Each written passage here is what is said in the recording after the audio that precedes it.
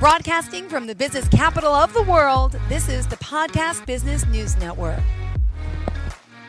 Welcome back to the show. We are here to Savor Life with Diana, live today from Honolulu, Hawaii. She is an author, life coach, speaker, and so much more. She's helping so many really transform their lives. So welcome back to the show today, Diana Bejasa, joining us live. How are you, darling? Oh, I got some rest this past weekend. I needed it. Friday was a lot of fun, but with the 4th of July, but I needed some rest after that. So yesterday I took like a 4-hour nap. It was great. Good for you. Who was watching Oliver? She slept too. She slept. God bless. Oh my gosh. I don't remember those days. Yeah, mine a little too big now, but oh my goodness. Good for you. Good for you. Well deserved, right? And I know we're going to mention a little bit about being tired in our show today. Because as you say, I got this. The hidden cost of being the strong one comes with some tired days, I'm sure. But for those new timers, tell us a little bit about what you do, Diana, if they are new to the show. And did you get your hair cut? I did. Pretty. I got it Maybe cut I didn't notice it. ago. Cool. Looks pretty. Yeah, thanks.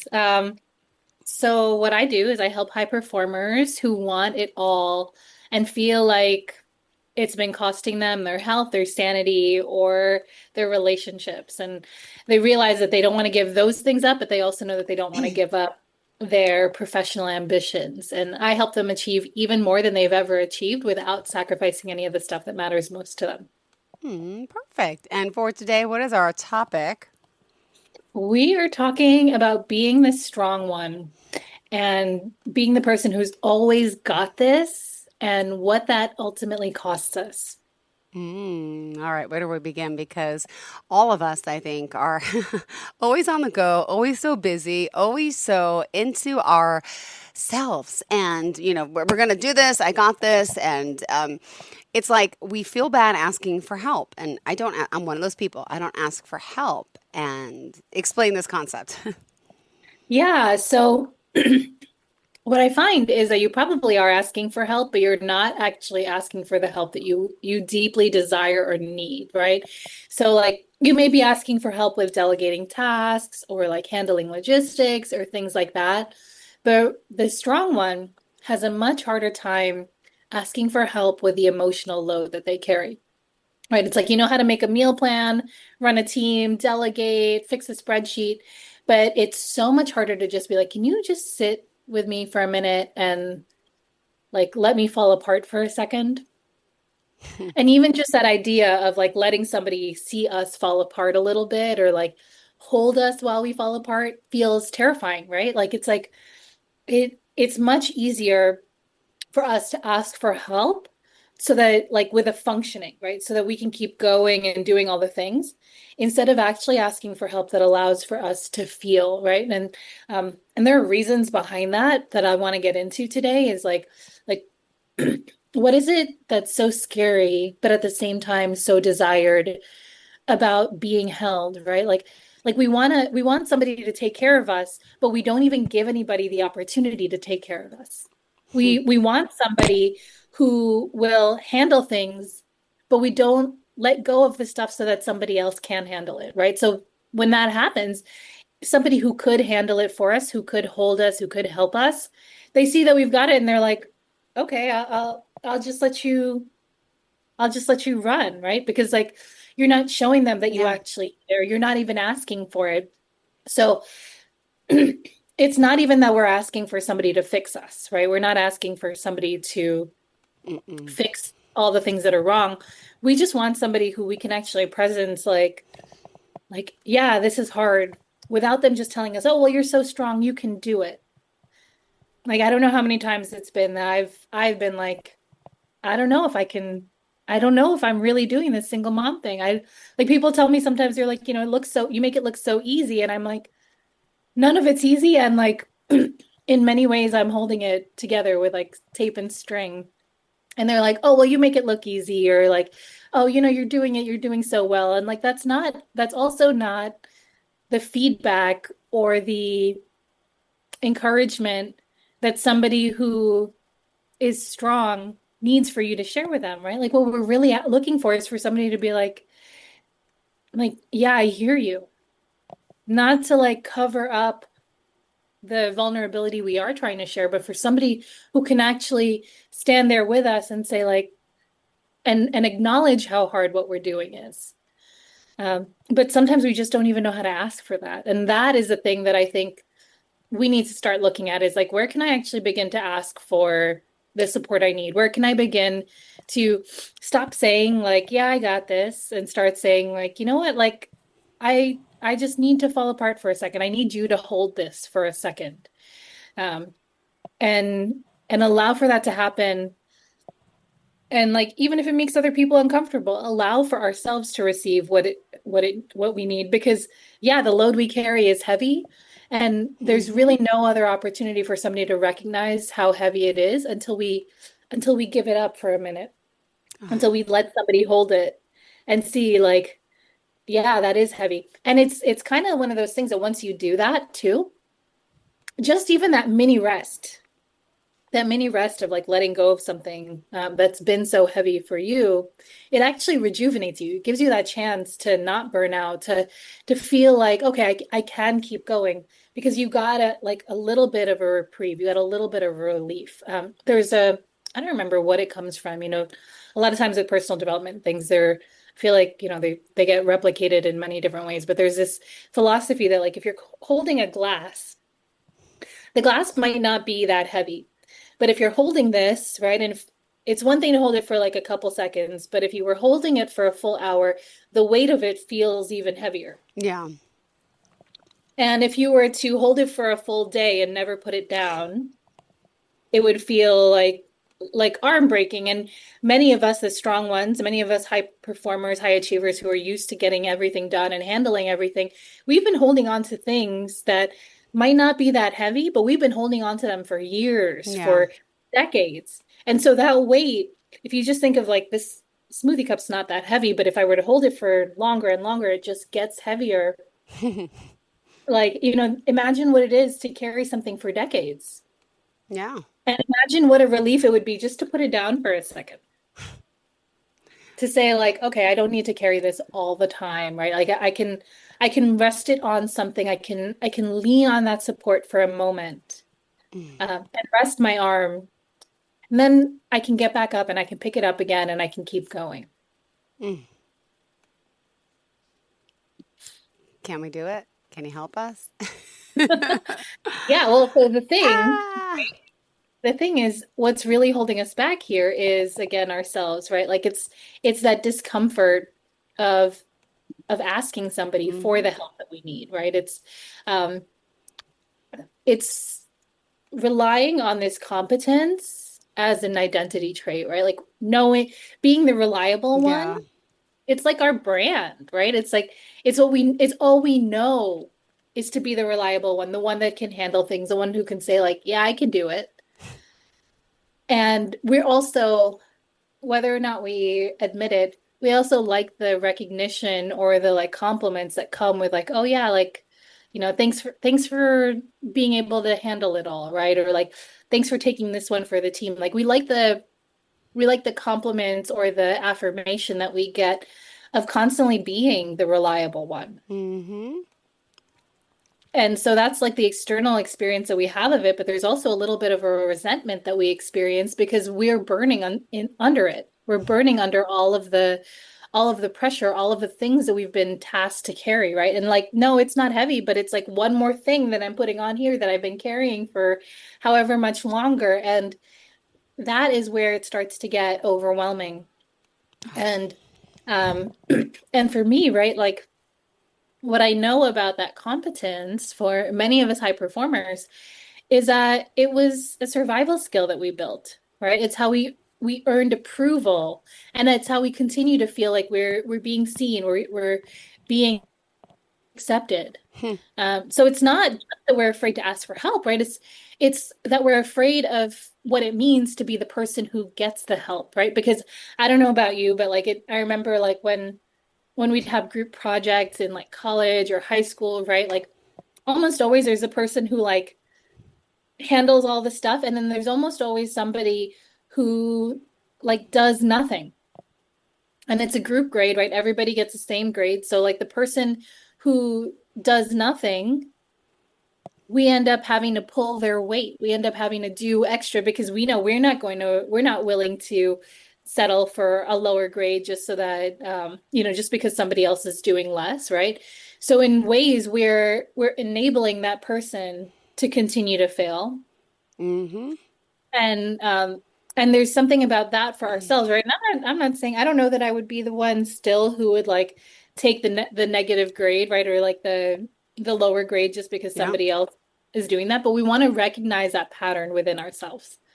We want to recognize that like we are so used to being fine, carrying our load, somebody else's load, everybody else's stuff, Yeah. taking care of everything for everybody else, that no one actually checks to make sure that we're fine.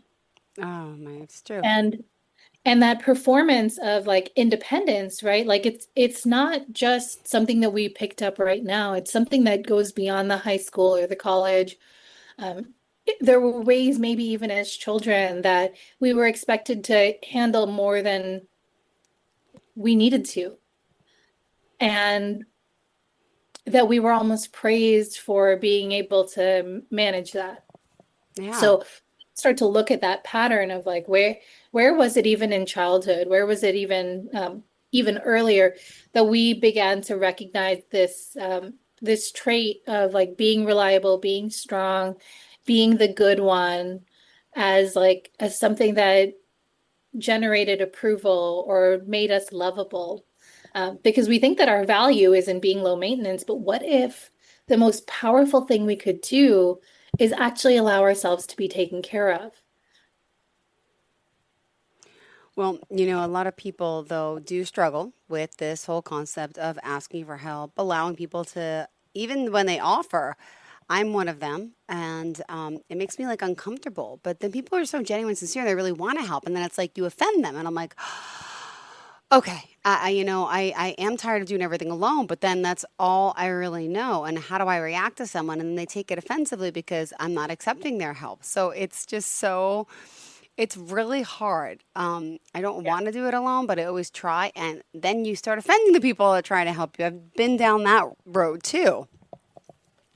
Yeah, it's what it is it's like if you can imagine that like being reliable, doing it alone is the path that you're much more comfortable with, as uncomfortable as it is to carry all that alone, it is your comfort zone. Mm-hmm. So true. And so, like, anytime you're stepping out of your comfort zone, you are going to be in this awkward place where you don't quite know how to do things. You're going to mess up a little bit. You're going to offend somebody because you didn't do it right, or any of those sort of things. But that is the process of learning. That is a process of unlearning being the strong one. And the thing is, right, like it's not like we can never be that again. Yeah. It's more that we want to develop the other side of the skill set. Because just as important as it, like I know for me, I derive so much pleasure from being reliable and helpful and like supportive for other people. And it's almost as if we're robbing other people from that opportunity to feel that satisfaction when we don't let them hold us, when we don't let them care for us, when we don't let them support us in the ways that we need, even if it's just like hold my cup for a minute, right? Like, and it is I think it's one of those things too, where it's like we got to learn, like, just because you can do it all doesn't mean that you should do it all. Mm-hmm. And like a lot of times when I'm working with leaders, it's one of those points that I think is really important is it's like, it's not just about can you do it all? It's about like, can you empower your team to learn something? Can you empower other people to grow strength? Because like you doing all the things, like you're not helping yourself and you're not helping anybody else either. Yeah. You're really not. Ugh. So tell me what we should be doing and how you're helping people let go of this and allowing them to accept the help they deserve, even if it means coming to someone like you for the help they deserve, right? Yeah. Well, I think that what's interesting is we know that we want the help or the support or like just the break, if you will. But at the same time, we're afraid of it, right? Like, so it's like We don't want to be seen as weak. We don't want to be seen like there's almost shame in taking help. We don't want to be seen as a person who like can't do it all because that is our identity, right? So like to let go of that identity of I can do it all feels scary. Yeah. But at the same time, it's like exactly what we want, right? We're like, I love that you're wearing the I can't shirt today, right? And it's like you're wearing the I can't shirt, but I'm quite certain at the same time you're like I actually doing can. so much stuff. But that's why I'm overwhelmed and I scream, I can't do it, but I do. Yeah, but then you do it, right? So it's like this, we're like a walking contradiction, right? We're like, I can't do this. And then we like still do it. And so we almost prove to ourselves and to others like, oh, she actually really can do it without help. Yeah. But the thing that happens is that like it doesn't stop us from feeling alone. Yeah. It doesn't stop us from feeling unsupported. Yeah. It doesn't stop us from feeling like there's nobody there for us. Like Hmm. we're always there for everybody else and nobody can be there for us.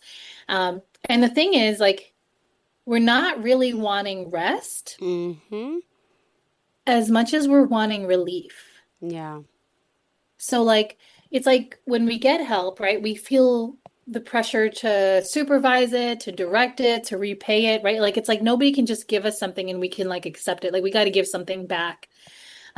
Or like, you know, you're taking a break, for example, right? And I feel like I'm really guilty of this because like yeah, so yesterday, I think we've talked about it before, but like with my daughter's like visitation schedule, I get about 24 hours a week of like free time from the baby.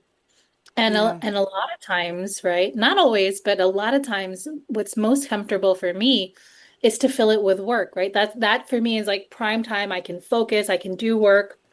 So like that's how I often use that time, right? So like we're taking a break, but we're filling it with errands or service or meeting somebody else's needs instead of meeting our own, right? And that's why like yesterday was a little different for me because I was like, you know what, like what I really need right now while I was watching my daughter was like I actually need the nap too. So while she was napping, I like went in there and I was like, I'm gonna nap also, right? I'm gonna take a break also. And instead of like feeling guilty or and I mean, you know, as a single mom, right? Like you have like full-time kids, plus you got to make a full-time income plus, right? There's just so much that like falls on your plate. So it feels like when you have a break, there's all these things that you should be doing. Yeah. Like all the clutter and the piles in my house that I can't get through. And then also have a break Yeah. and I don't feel, and I can't lay down. I can't sit down. Yeah. Right. So it's almost like our nervous system is in survival mode like 24/7, right? Because it's like we don't know how to be if we're not being productive. To not be productive, to have a rest day, like it's almost like, and we've talked about this in the past, in past episodes, but it's as if like feel it like getting rest feels like, okay, now I need to produce, right? Yeah. Now I need to do stuff. Um, we feel guilty if we don't balance the rest with productivity. Yeah. And what that does is it gives us a space where like we never really get like an energetic interruption, right? Where we just have space to recognize our own inherent worthiness. Like we don't need to do more in order to be worthy. We don't need to perform more, give more, do more. We are inherently worthy of rest right now. We're inherently like deserving of the relief that we're seeking. So it's not like we need another planner or a pause, right? Like we need we need to really look at the deeper patterns that are leading us towards this pattern of like never asking for help, never needing help, right? And like for me, that was one of the like major shifts that happened when I was so I had pushed past the point of burnout to the point of developing chronic illness, autoimmune disease, chronic pain.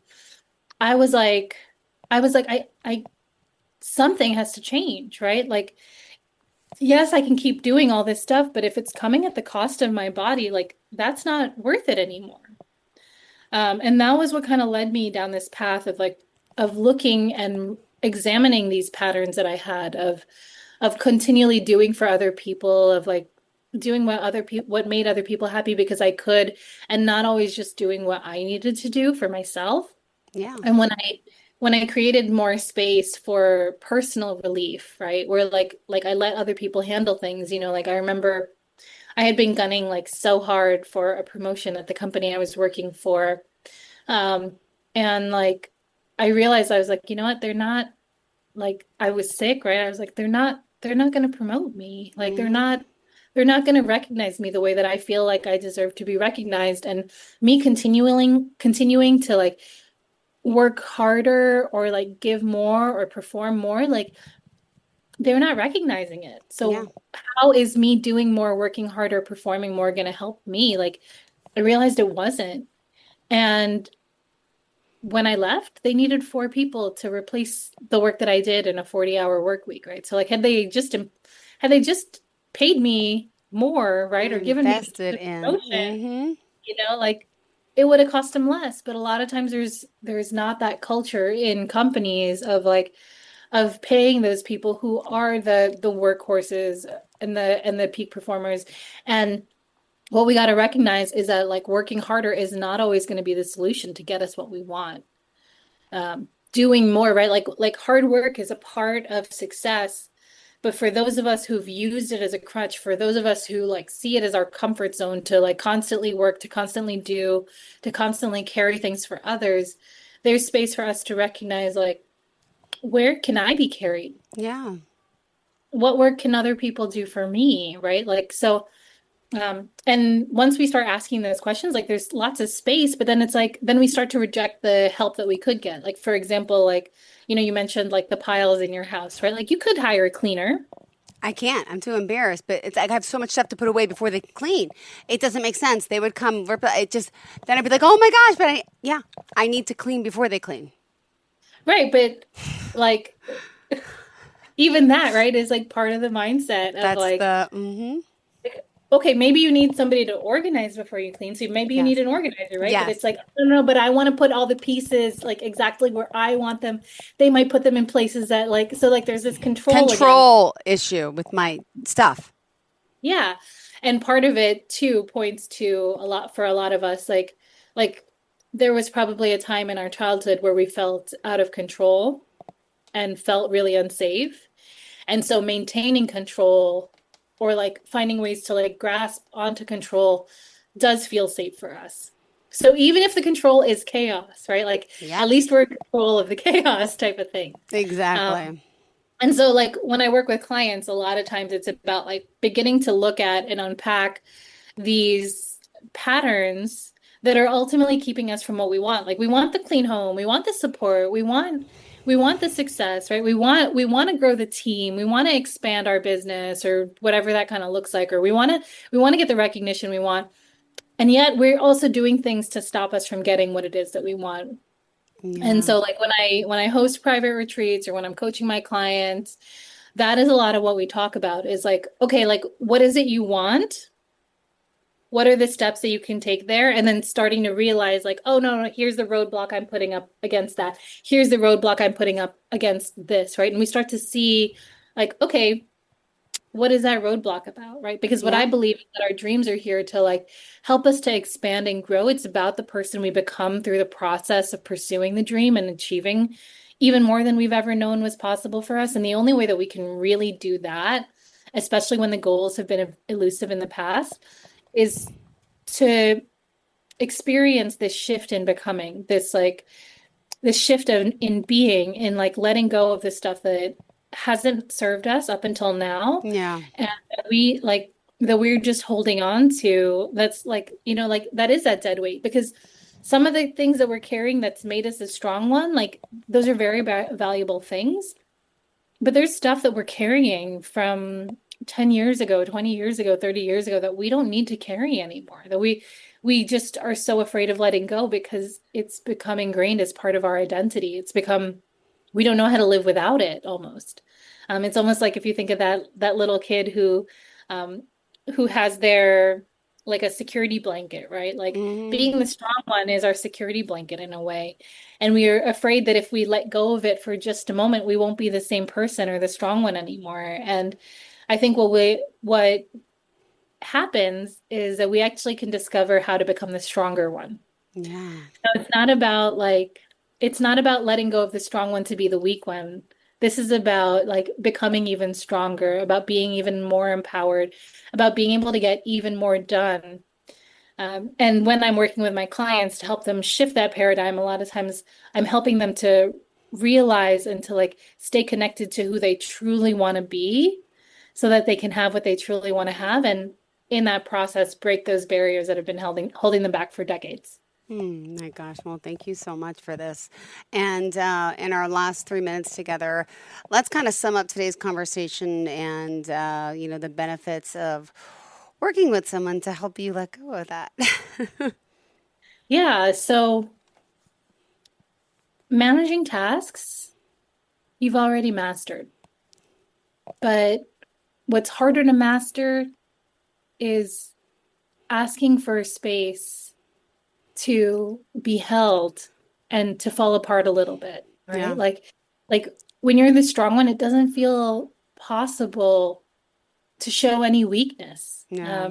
And that makes me think about like so that was definitely like the way my siblings saw me when I was a kid was like I was the one who went to like the best schools, like got into the best schools, like was the smart one, right? Like it seemed for my siblings almost like I was the strong one. I was the untouchable one. Like there was nothing that I could do that like could happen to me that I couldn't handle. So a lot of times, like, like even in difficult times, they didn't know how to reach out to me or like help me, right? Like, they were like, oh, you can do this, right? They're like, they just encourage me and be like, I know you can do it. Um, and when I became a single mom or when I was pregnant, my now ex-husband left, and I decided I wanted to keep the baby, which meant that I would be figuring out how to be a single mom. It was after I did all that, like some of this personal development work. I remember like for the first time ever, like telling them, I was like, I'm scared. Yeah. I Yeah. don't know how to do this. I don't know how to be a single mom. I don't know how I'm going to make ends meet. Mm. And like in that space, right, of moving out of like the competence, right? Like showing the space where I was vulnerable and scared or like just overwhelmed and exhausted. My siblings showed up for me. My mom and my dad, my family, my like inherited family here in Hawaii, like they showed up for me. They were like, "Let me carry this for you. Let me do that for you." Like I remember like there've been so many times for example, I've paid for like lunch or dinner or whatever for my siblings and they were like, "Here, let me treat you." Right? Let me do this for you. And it was uncomfortable to receive at first, but like that's part of the growth process, right? Because our competence, it's become a cage for us. And it's a showing of like, I'm not sure how. I do want the care. That's Yeah. what's ultimately the most powerful thing that we can do. And what we realize, even as I was mentioning, right? Like I am a single mother. There's a whole lot of things that I do alone, but there's a whole lot that I don't need to do alone. Yeah. So when we look for this opportunity to connect with community, when we look for this opportunity to create what it is that we really want, right? Like asking for help, like being there for others and allowing them to be there for ourselves instead of just being there for everybody else and like telling everybody we can't, we don't need the help. Like there's something that's really profound about that. And like, yeah, I live here in Hawaii alone. Like, my family all lives on the mainland somewhere. Uh, Mm-hmm. but I've been able to cultivate community here locally in Hawaii, but also like my family, we're closer than ever before. So imagine if you softening, if you becoming the stronger one, because that's what's happening if you let go of being the strong one. Yes. If you becoming the stronger one, if it meant like better relationships, better friendships, like deeper relationships with your family, like I Yeah. didn't know that could happen just by me saying like I don't know how to do this. I'm scared. But that's exactly what showed up for me. And it's about taking that leap of saying, like, I don't know how, I need help. I'm scared. I don't know how to do this. I feel like I'm failing where you give people space to lift Mm-hmm. you up and to pay you back for all the times that you helped them and that you supported them through their darkest nights. Got it. Aw. Thank you for that. How do we contact you, darling? Yeah, you can find my website, www.savorlifewithdiana.com.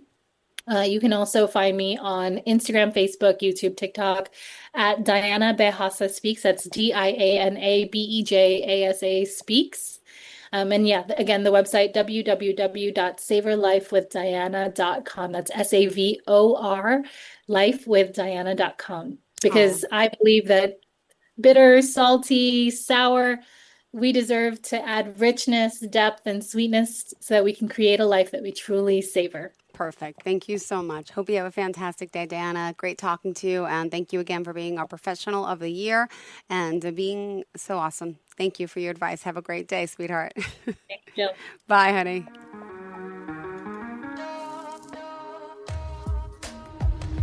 Broadcasting from the business capital of the world, this is the Podcast Business News Network.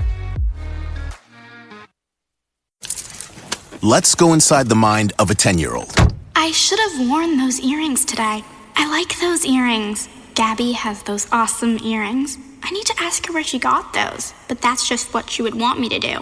I'll have Michaela ask her for me. Buckle up, Sarah. Yeah, but then Michaela will be like, why don't you just ask her yourself? That's just like Michaela. Sarah, buckle up. Michaela's such a great name. I wish I was called Michaela. There's like a dozen Sarahs in my class. Hey, we're not hitting the road until you buckle up, honey. Oh yeah, seatbelt. I forget sometimes because my brain is like busy, you know?